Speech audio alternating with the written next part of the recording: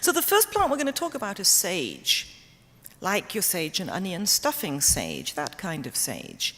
If you're out in the Midwest, there's another plant that they do call sage, and it's completely unrelated. This is culinary or kitchen sage. And I do have, the print is a little bit small, but the Latin name is up there. The Latin name is Salvia officinalis. Now, anytime you see the name officinalis on a plant or officinale, what that means is that it was already being used as a medicine back in the 1700s when Linnaeus started to name all the plants. So before Linnaeus, obviously plants had names, but they had different names in different parts of the country or in different countries. There was no consistency. It made it very hard for herbalists to talk to each other outside of their own little village, because they didn't always know which plants they were referring to. So Linnaeus came along, Carolus Linnaeus, and he named plants and animals, and more than that, he created a classification system. And any plant that was already widely used as a medicine in his day was given the name official.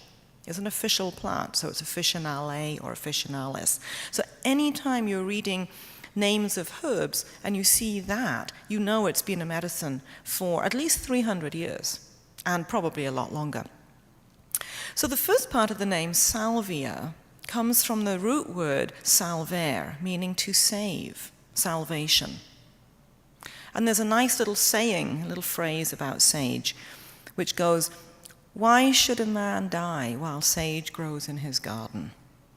And what that really refers to is that it is a great salvation herb. It is good for lots and lots of different things.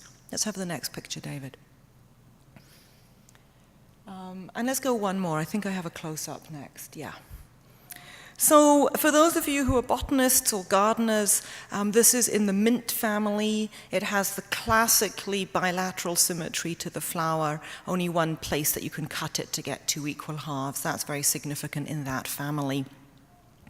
And if you're growing sage, there are many, many cultivars now. There's all kinds of scented varieties and colored varieties. For a medical herbalist, the one we like best is the purple-leafed sage, Salvia officinalis variety purpurea, the purple leaf sage. It has more of the pigments, and every time that you see pigment, every time you see red or purple in a plant, you have an antioxidant value.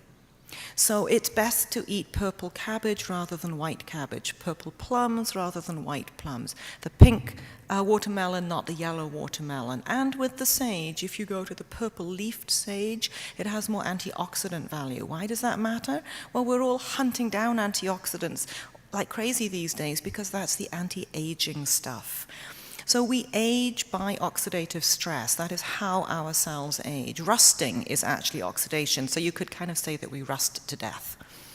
So we're always seeking for antioxidants in our diet and, of course, in supplements because they actually promote longevity. Not necessarily living to 150 years, but living well so that the years pass, but we don't degrade as much with the time passing. So in your kitchen, if you bring sage in as a culinary spice, culinary herb, you're actually bringing in a little bit of antioxidant value right there. But there's more to it than that. There are some other very interesting attributes. Sage is an antiseptic herb. The mint family in general have a lot of essential oils or volatile oils, and those oils are usually somewhat antiseptic. Now, sage has a particular preference for working in the mouth. So it's very, very useful if you've had any kind of dental work done, or you have gum disease, or you bit your tongue really badly, or you've got a sore throat, tonsillitis, laryngitis, something like that. You want to actually make a tea out of the sage and then rinse with it, rinse the mouth with it. You can swallow it afterwards, it's fine. Or you can spit it out, it doesn't really matter. When you're making those herbal teas, because it's the essential oils that you're trying to get out, you want to steep it with a lid on, because essential oils are volatile. They come off in the steam. So if you just let that out in the room, It might smell nice, but you're losing your medicine. If you put a lid on, so steep it in a pot, teapot with a lid or a saucepan with a lid on, then the steam will condense inside the lid and drop back into the cup, into the water, and then you're getting that medicine. Otherwise, it's dissipated into the air. So if you have sage in your garden, you could just grab a handful of leaves, a half a dozen leaves, chop them up small, pour on a cup or so of boiling water, put the lid on, leave it steep for 10-15 minutes, and then rinse and gargle with that. You could actually use it as a skin wash for mild, minor skin infections as well. You got a little bit of a dirt in a cut or something, you can wash it out with sage. The other thing that's particularly interesting about sage, different to any other plant, is that it is very cooling and very drying.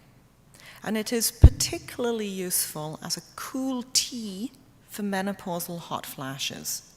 It's slightly estrogen balancing, not really significant factor, but just a little bit estrogen balancing, and it's very cooling and quite drying. That means it dries up excess perspiration. So not just menopausal hot flashes, but if you're someone who has sweaty feet, sweaty hands, you're just, a bit of a perspiring type, then you may want to dry up a little bit by using the sage tea. You can make tinctures, you can get capsules, but the tea is very readily accessible for you. How many of you have sage at home? Yeah. So there you go, a few uses for it. I think I have one more picture, David. Yeah. I really encourage you, if you are interested in the plants, to invest in a little hand lens. They're $10 or $15 in a camera store. And they're really nice to have a little magnifying glass to look closely at the plants. They really are incredibly beautiful. And we tend to just walk through the garden and say, oh, look, that's quite nice, isn't it? And walk past. I really encourage you to stop and take out your little hand lens and get up close and personal and get to know those plants, because they're so beautifully put together, just designed for the job. This is perfectly designed for that bee to climb in there, get the nectar out, pollinate as it goes.